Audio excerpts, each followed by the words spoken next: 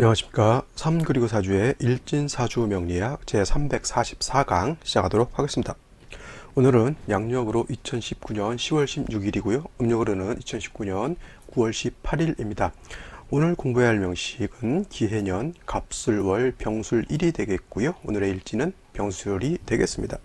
자, 오늘 명식은 병화일간이 수월에 태어난 사주 명식이 되겠죠. 제일 먼저 일간 병화에 대해서 알아보도록 하겠습니다. 자, 병화라고 하는 것은 양화에 해당이 됩니다. 양화, 음양 오행으로 천간을 다 나누게 되면 뭐 간목은 양목이고 을목은 음목이다 이렇게 구분할 수가 있는데, 병화가 양화라고 하는 것은 크게 음과 양으로 나누었을 때 병화라고 하는 것은 양에 속하는 글자에 해당이 되고요. 그 다음에 목화 토금수로 구분하였을 때 병화라고 하는 것은 화, 즉 불의 기운을 타고났다라고 이렇게 보시면 되겠습니다. 그래서 병화라고 하는 것, 즉 병이라고 하는 글자는 양화에 해당이 된다라고 이렇게 보시면 되겠고요. 병화라고 하는 것은 태양 지화라고 합니다. 태양지화, 즉 하늘에 뜨는 태양과 같다 이렇게 보시면 되겠습니다. 세상에서 세상 모든, 물론 우주 저 바깥으로 나가게 되면 태양보다 더 밝은 별, 더 뜨거운 열기를 가지고 있는 더 큰 그런 불덩어리가 있을 수 있겠죠. 그에 비하면은 태양계에 있는 태양이라고 하는 것은 음에 속할 것이고요. 그 더 밝은 것은 어떻게 됩니까? 그것은 양에 속한다라고 이렇게 볼 수가 있을 겁니다. 모든 만물은 상대적인 것이다라고 보셔야 되지 절대적이다 이렇게 보시지 마시고요. 음양오행이라고 하는 것은 상대적 개념이다라고 보시면 되겠어요. 그래서 일단 태양계 내에서 놓고 봤을 때 가장 뜨겁고 가장 어떻게 됩니까? 밝은 빛을 가지고 있는 것, 태양, 즉 해라고 볼 수가 있겠죠. 해, 하늘에 뜨는 태양. 지구상에서 옛날, 지금이야 뭐 우주선도 띄우고 과학이 발전했기 때문에 우주 밖에 여러 가지 행성, 별들이 많다라고 하는 것을 알 수 있었겠지만은, 옛날 고대 때에는 우리나라가 아니라 지구상에서는 일단 가장 큰 것이 뭐예요? 달이라고 하는 것과 별이라고 하는 것과 그 다음에 수금지와 토천의 명이라고 해서 태양계를 이루고 있는 별들이 가장 큰 영향력을 미치고 있었죠. 그 다음에 지구상에 있는 모든 만물, 사람도 그렇고요, 동물도 그렇고, 식물도 그렇고, 태양과 달의 큰 영향을 받고, 그 다음에 여타의 별들도 지구상에 어떻게 돼요? 영향력을 미칠 수밖에 없죠. 왜냐하면 예를 들면 이제 헨리 해성이라고 하는 해성이 70 몇 년 만에 한 번씩 지구 곁을 이렇게 스쳐 지나가죠. 그 별이 지나갈 때 지구하고의 영향이 전혀 없느냐? 그렇지 않고요. 조금이라도 뭐 만유인력의 법칙이라든가 서로 밀고 당기는 어떤 영향력이 있다라고 하면 미세하게라도 사람들도 거기에 어떤 감흥을 하고 반응을 하고 변화를 준다는 얘기죠. 그렇지만 가장 큰 영향을 주는 건 뭐예요? 태양하고 달이라고 하는 거예요. 태양이라고 하는 뜨거운 열과 밝은 빛이 있게 되면 어떻게 해요? 낮을 형성하게 되고요. 계절로는 여름, 뜨거운 여름을 만들게 되는 것이고, 달이 있음으로 인해서 밤에도 어둡지 않고, 그 다음에 달이 있음으로 인해서 어떻게 돼요?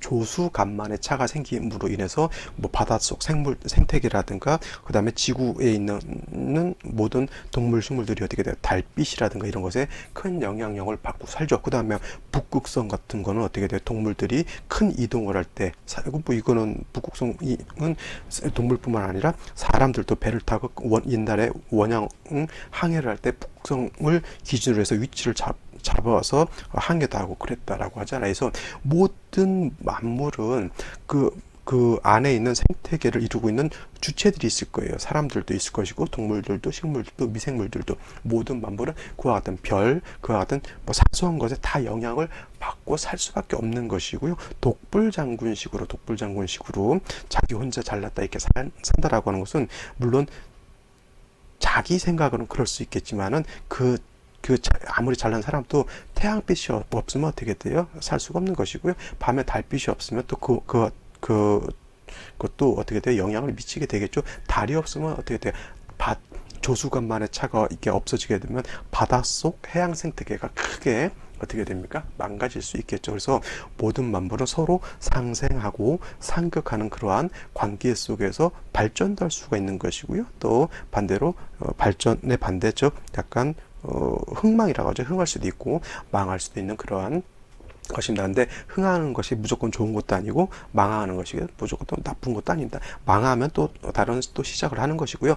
흥하면 어떻게 됩니까? 언젠간 반드시 다시 또 망하는 쪽으로, 이제 하향하는 쪽으로 이렇게 움직일 수 있는 것이죠. 자, 그래서 병화라고 하는 건 태양이라고 하는 것이고요. 가장 밝은 빛, 가장 밝은 열을 가지고 있는 것이 바로 이 병화라고 하는 겁니다. 그래서 모든 만물은 태양의 어떤 빛과 열을 받아야지만 모든 만물이 살 수 있는, 자생할 수 있는 그러한 여건과 에너지를 얻게 된다라고 하는 것이고요. 그렇기 때문에 병화라고 하는 존재는 굉장히 중요한 존재라 볼 수가 있겠습니다. 그래서 병화를 양 중에 그래서 지존이다, 양을 대표하는 그런 글자에 해당이 된다라고 보는 것이고요. 병화라고 하는 건 어떻게 돼요? 자신의 빛과 열이 가장 밝으면 밝을수록, 가장 뜨거우면 뜨거울수록 어떻게 돼요? 모든 만물한테 베풀어 줄 수 있는 빛과 열이 더 강렬해진다라고 이렇게 볼 수가 있는 것이죠. 그래서 병화라고 하는 것은 빛과 열이 항상 더더욱 밝은 것을 좋아하고요. 더더욱 강해지는 것을 더 좋아합니다. 그래서 병화라고 하는 것은 같은 화가 있게 되면 지지로 사화라든가 오화 같은 것이, 사오화 같은 것이 있거나 아니면 첨가대로 병정화 같은 것이 다시 있게 되면 어떻게 돼요? 같은 무리들이 그룹을 있게 되면 화가 더 왕해지겠죠. 그죠? 불이 하나 있는 거고 불이 두 개 있는 거를 합치면 어떻게 돼요? 불이 더 크게 되기 때문에 더 강해지고 더 불의 양이 많아지니까 더 뜨거워질 수 있겠죠. 그 다음에 아니면은 뭐 지지로 인묘목이라든가 그 다음에 첨가대로 갑을 목 등이 있어서 뭐예요? 병화를 더 생조해 주게 되면, 예를 들면 모닥불 같은 거라든가 용광로 같은 데다가 더 연료, 가스라든가 장작 같은 걸 더 넣게 되면 어떻게 돼? 불 더 크게 살아난다라고 볼 수가 있겠죠. 그래서 일간 병화가 왕해지기 위해서는 이렇게 비견이라든가 겁재 같은 것이 있거나 내지는 인성이라고 하는 건 뭐예요? 정인이라고 하는 것과 편인이라고 하는 것이 있어서 병화를 생조해 주게 되면 병화의 불꽃이 어떻게 돼요? 더 강렬해지고 더 뜨거워지고 더 밝아질 수 있겠죠. 만약에 병화의 빛이 일정하다라고 하면 병화의 빛이 더 강렬해질 수 있는 건 뭐예요? 임수라고 하는 칠살이 있어서 수보양광하게 되면 더 밝아질 수 있다라고 볼 수가 있겠죠. 이것은 뭐냐면 병화가 똑같아요. 누가 더 생조해 주지도 않고 또 똑같은 무리가 있어서 비견겁재가 있어서 더 도와주지 않는 동일한 상태의 병화가 있다라고 하면 그 밑에 뭐 바다라든가 호수 같은 것이 있어서 내지는 거울 같은 것도 있을 수 있죠. 그래서 병화의 빛을 반사시키게 되면 더 밝아질 수 있죠. 우리 지금 옛날에 형광등 같은 거 이렇게 보게 되면은 그냥 형광등 알만 있는 거 하고 그 주변에 반사경 있잖아요. 반사경. 그래서 거울 같은 거 이렇게 되게 되면은 그 불빛을 더 반사시켜서 빛이 더 강해지는 것을 볼 수가 있죠. 그 다음에 우리의 후레쉬 랜턴 같은 것도 봐도 후레쉬의 안에 들어가는 불을 밝히는 촉이 있다라고 하면 그 주변으로 반사경이라고 하는 것이 있잖아요. 그러면 그 불빛을 더 보강시켜 주게 되죠. 그래서 병화라고 하는 것은 물론 이제 비견겁재 내지는 인성이 있어서 병화 자체의 불이 더 강해지는 것도 강해지는 것도 중요하지만은 주변에 임수라고 하는 칠살이 있어서 병화를 이렇게 어떻게 됩니까? 수보양광해지게 하게 되면 병화의 불꽃이 더 강렬해질 수 있다라고 하는 겁니다. 그래서 사시사철 병화라고 하는 것은 춘하 추동을 막론하고 병화라고 하는 것이 불꽃만 있다라고 하면 임수칠살로서 수보양광하는 것을 매우 좋아한다라고 이렇게 보시면 되겠습니다. 반면에 병화라고 하는 것은 자신의 불꽃이 왕해지는 것은 좋아하지만은 자신의 불꽃이 약해지는 것은 좋아하지 않아요. 그걸 갖다가 회기무광이라고 하죠. 회기무광이라고 해요. 회기무광. 이거는 뭐예요? 빛을 가리는 거하고 똑같습니다. 뭐 하늘에 태양이 떠 있는데 먹구름이 낀다거나 안개가 낀다라고 하면 병화의 불꽃이 어떻게 돼요? 가려져 가지고 밝아지지 않겠죠. 한여름에도 갑자기 게릴라성 폭우가 쏟아지게 되면 대낮에 갑작스럽게 먹구름이 잔뜩 껴지면서 태양빛을 가리게 되면 낮인데도 굉장히 어두컴컴해지게 되는 그런 현상을 보신 적이 아마 있을 겁니다. 그것이 바로 어떻게 돼요? 회기무광이라고 하는 것이고, 그 회기무광을 하는 것은 무토라든가 기토라든가 경우에 따라서는 개수라고 하는 것도 병화의 빛을 가릴 수가 있다라고 봅니다. 기토가 가장 병화를 회귀무광하는 것이고요. 기토, 무토 두 가지를 놓고 봤을 때는 무토가 좀 더 병화의 빛을 가리는 그러한 안 좋은 역할을 하게 되고, 선생님 개수는 정관인데 병화를 가리고 회귀무광할까요? 이렇게 물어보시는 분들도 있는데, 개수 같은 거는 운모 같은 걸로 봐요. 운모. 꼭 먹구름 같은 정도는 아니지만 안개 같은 거 있죠. 안개. 이러한 안개 같은 것도 뭐예요? 병화의 빛을 가릴 수 있는 그런 것도 해당이 되고, 병화가 개수를 보게 되면 무지개로도 봅니다. 무지개. 그래서 비가 오고 난 연후에, 비가 막 소나비가 엄청나게 온 연후에 태양의 반대편에 보게 되면 무지개라고 하는 것이 이렇게 뜨게 되죠. 그 무지개는 뭐예요? 개수, 물방울들이 있는데 병화가 물방울을 통과하게 되면 그것이 어떻게 돼요? 프리즘 같은 역할을 하게 해서 무지개가 이렇게 발생하는 것입니다. 그래서 우리가 보기에는 아름답지만은 경우에 따라서는 이러한 개수도 정관이긴 하더라도 병화를 이렇게 빛을 약하게 만들 수 있다라고 하는 거예요. 그래서 병화라고 하는 것은 똑같은 수라 하더라도 수보양광하는 그러한 용도는 개수가 아니라 임수라야지만 수보양광할 수 있다, 이렇게 보시면 되겠습니다. 아시겠죠? 자, 다음으로 월령에 대해서 한번 알아보도록 하겠습니다. 자, 병화 일간에 태어난 월령 술월이라고 하는 계절이고요. 술월은 일단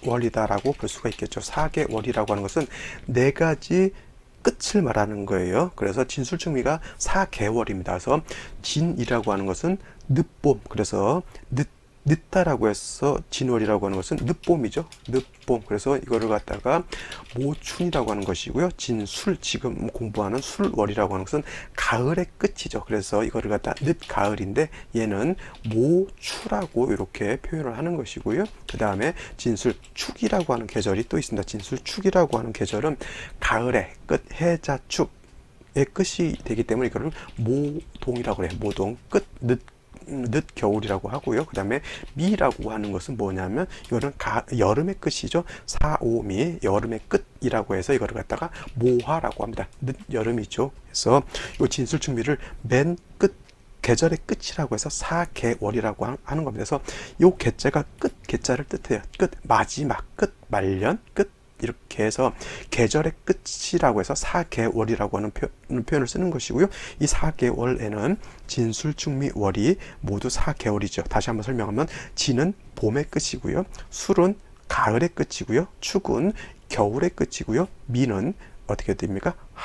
여름, 하절의 끝이라고 해서 모하다 이렇게 표현합니다. 그래서 진은 모광절에 속하는 토에 해당이 되고요. 술은 금왕절에 포함되는 토에 해당이 되는 것이고, 축은 수왕절에 포함되는 것에 해당이 되는 것이고, 그 다음에 미는 화가 왕한 계절에 속하는 토에 해당이 되는데, 중요한 것은 진술충미는 모두 어떻게 됩니까?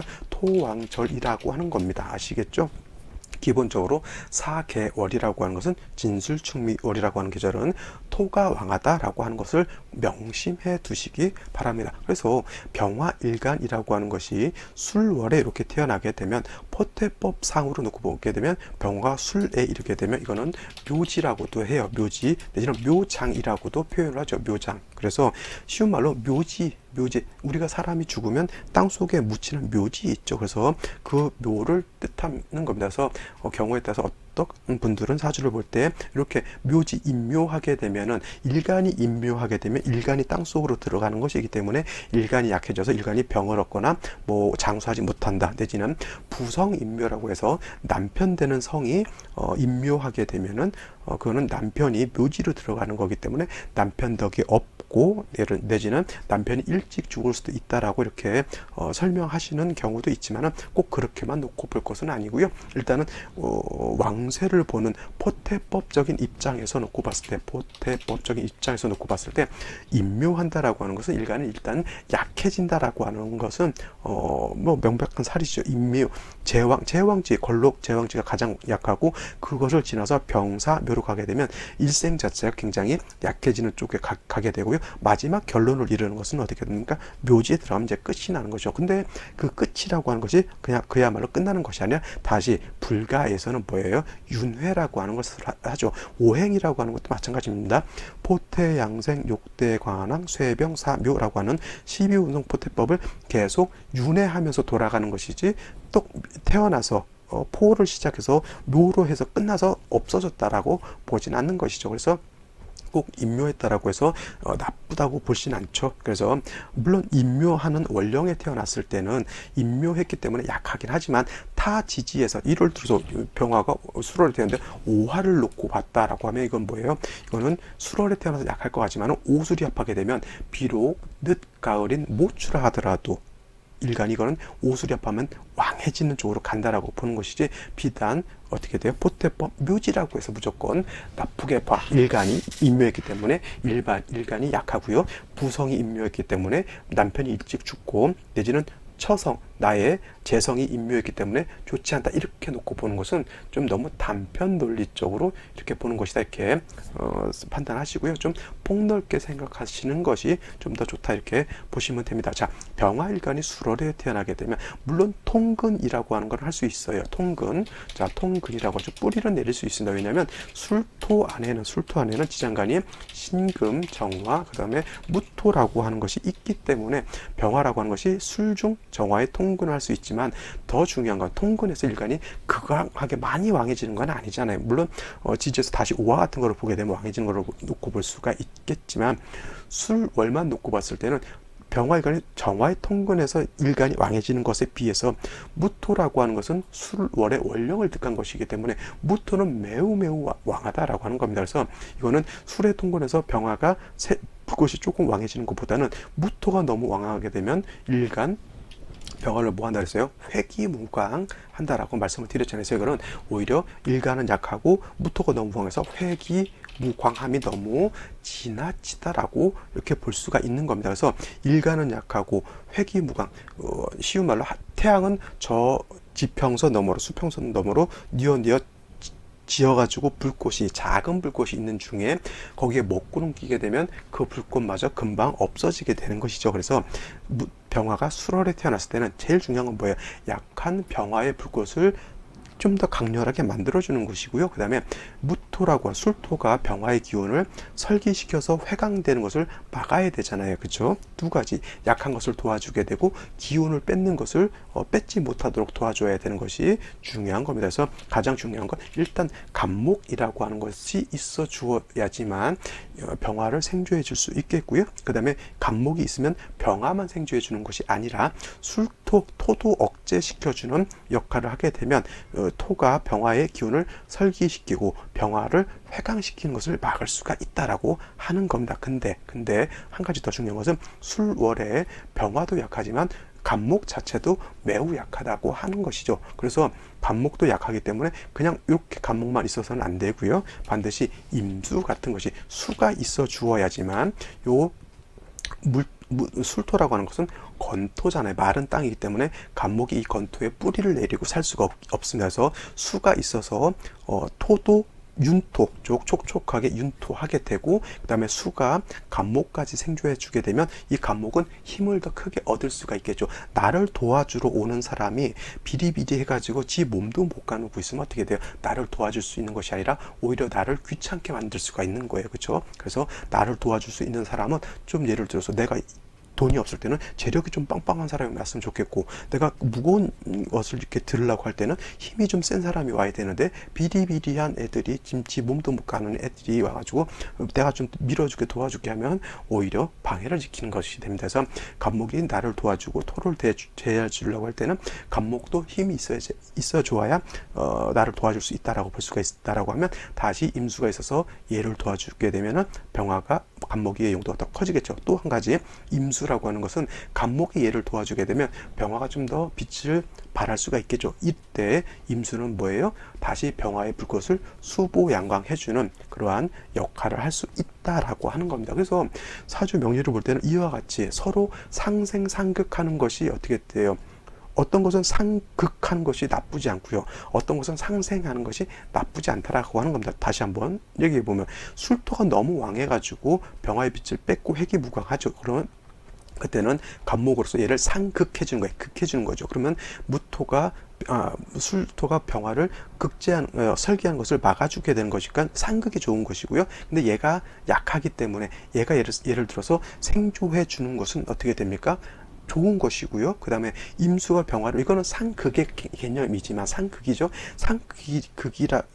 극이라서 임수가 병화를 파해서 없애는 것이 아니라 임수가 병화를 수보양강해주는 그런 개념이기 때문에 어떤 상극의 개념은 좋은 것이고 어떤 상극의 개념은 나쁠 수도 있는 것인데, 오늘의 상극 개념, 간목이 얘를 제하는 개념은 좋은 것이고요. 그 다음에 얘가 얘를 생조해주는 개념은 좋은 개념이고요. 그 다음에 임수가 병화를 상극한다라고 하는 것은 수보양강한다라고 하는 그런 개념이기 때문에 상극이 나쁘지 않은 그러한 개념으로 놓고 볼 수가 있겠죠. 자, 이것이 바로 병화가 수월에 태어났을 때 사주보는 기본적인 중화를 얻게 되는 그러한 패턴이다라고 이렇게 정리를 해두시면 되겠습니다. 자, 다음 명식 보고 생시에 보고 정리를 한번 해보도록 하죠.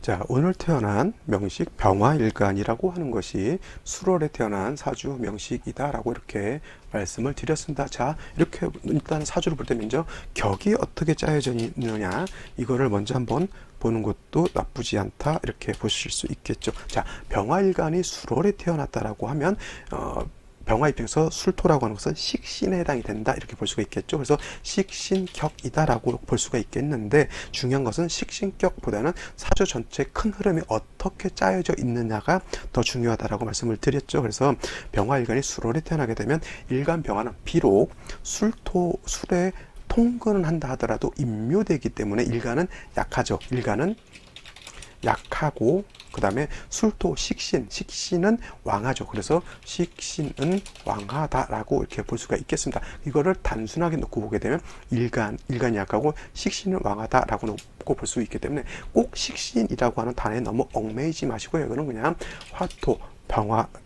화는 병화를 뜻하는 것이고, 토는 술토를 말하는 거죠. 그래서 이걸 갖다가 일간은 약하고 식상왕하다라고 하는 큰 개념으로 놓고 보게 되면 이거는 화토진상관 격으로 놓고 보실 수가 있겠습니다. 그래서 화토진상관, 특히 진자가 붙는 진상관이라고 하는 것은 뭐예요? 일간이 약하고 식신 내지는 상관이 왕하다라고 하는 그런 개념으로 놓고 보기 때문에 일단 약한 일간을 도와주어야 된다라고 말씀을 드리겠습니다. 그래서 이런 경우에는 인성이라고 하는 것이 있어서 일간을 도와주게 되고 많은 식상을 제해주면 좋겠다. 이것은 아까 서두에서도 말씀드렸던 거하고 똑같은 이치로 보면 되겠죠. 그러니까 일간과 원령의 어떤 큰 틀에서 보거나 내지는 격으로 놓고 봐도 일맥상통한 결론이 나오는 것이 너무도 지당한 것이겠죠. 그래서 인성이라고 하는 것이 인성이 있어서 상관패 투출되지는 않았다 해주러 갔는데,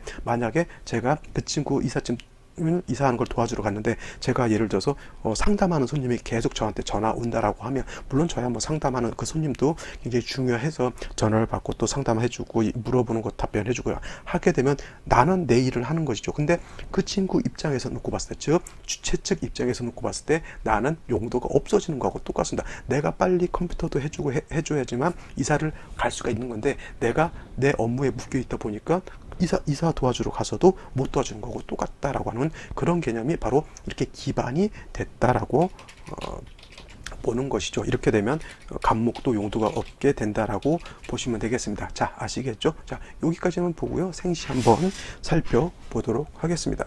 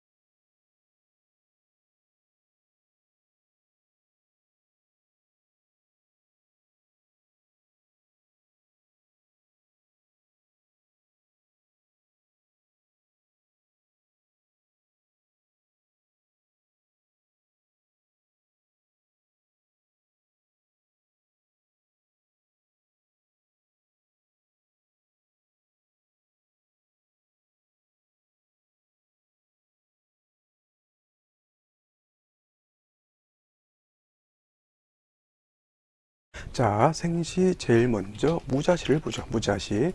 무자시가 된다라고 하면, 자, 여기까지 놓고 봤을 때 병화가 가장 필요로 하는 것은 나를 생존해 줄 수 있는 목이라든가 아니면 나를 도와줄 화가 있어 주어야지만 이 많은 토를 감당할 수 있겠고 관성도 감당할 수가 있다라고 봤죠. 근데 간목에 투출되어 있긴 하나 기토에 기반이 되어 있어서 얘는 용도가 거의 없다라고 볼 수가 있겠습니다. 그러면 생시에서라도 인비 즉 인성이라든가 비견겁제를 봐야 되는데 시지에서 자수는 관성이죠. 물론 정관이라 병화한테 좋다 이렇게 보실 수도 있겠지만 일간이 약한 정도에는 이 관성은 일간을 극해할 뿐이지 도움이 되지 않겠죠. 그죠?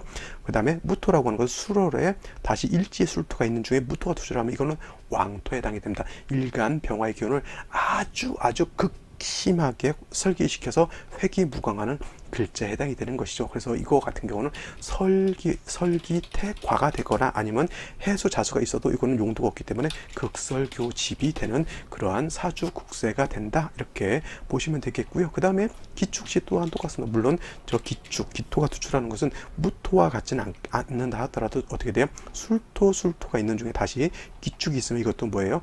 회기무광 되죠. 일간을 설기태과하게 되고요.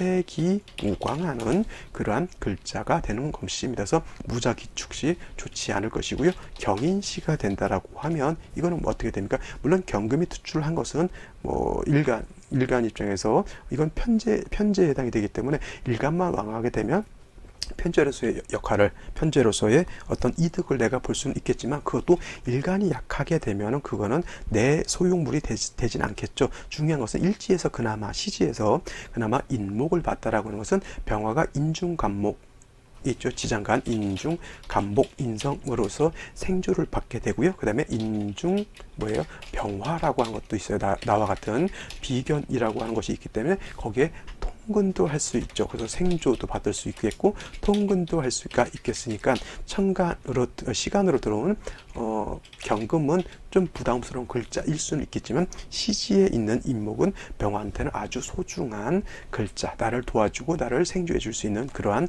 글자에 해당이 된다 이렇게 볼 수가 있겠죠. 용신은 당연히 얘는 묶여 있어서 못 쓴다라고 하면 시지에 있는 인중 간목이 가장 좋은 글자가 되겠죠. 근데 경금이 투출되어 있으면 이렇게 천간에 있는 것이 지지에 있는 글자를 바로 직극은 못한다 하더라도 간목을 약간 억압해 주는 그러한 역할을 할 수가 있다 이렇게 볼 수 있습니다. 그래도 이 글자 자체가 이 사주에서는 용신이 되는 그러한 글자가 될 수 있다 볼 수가 있겠고요. 다음으로 임진시가 되면 뭐예요? 이거는 임진시가 되면 이거 진술충이 되게 되면 토충은 뭐라고 씁니까? 토충은 붕충이다라고 제가 설명드렸죠.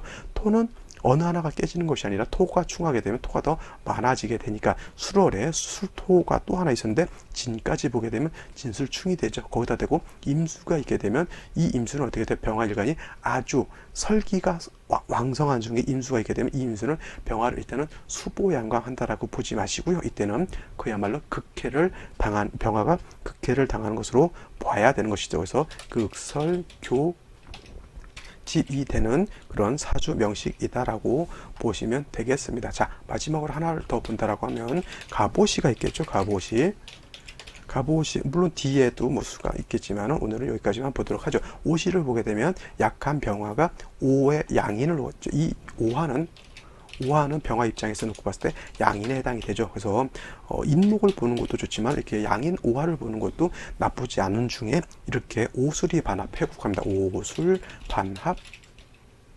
회국이라고 하죠. 이렇게 해서 일지에 있는 오술하고 오하고 합하게 되면 화세가 더 강해지게 되고요. 간목이 있게 되면은 병화를 또 생조해주고 토도 어떻게 됩니까? 재해줄 수 있는 그러한 역할을 하게 되죠. 이렇게 되면은 일간이 약하지 않기 때문에 운에서는 금수운으로 가서 수가 더 살아나는 것도 나쁘지 않다 볼 수가 있겠습니다. 왜냐하면 수가 살아난다 하더라도 간목이 투출되어 있어서 수생목 목생화에서 다시 일간을 생주해 주기 때문에 이와 같으면 일간이 이렇게 약하지 않은 일시로 오술합하면 병화 일간이 세력이 어느 정도 있다 이렇게 보실 수가 있겠죠. 중요한 것은 토를 좀 제해 주는 것이 중요한 것이고요. 그 다음에 수가 더 살아나서 병화를 수보 토 양강하는 것이 더 좋겠죠.